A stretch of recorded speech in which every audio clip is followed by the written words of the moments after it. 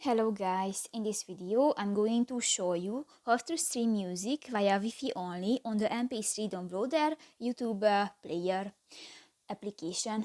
But first of all, I just want to mention, please don't forget to subscribe to our channel, because at 100,000 subscribers we are going to show you our YouTube revenue statistics and growth strategy, how to make money online.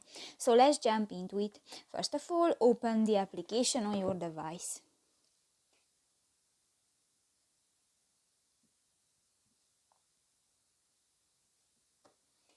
This will take up 5 minutes. Those fake ads really drive you mad, huh? The game looks so fun and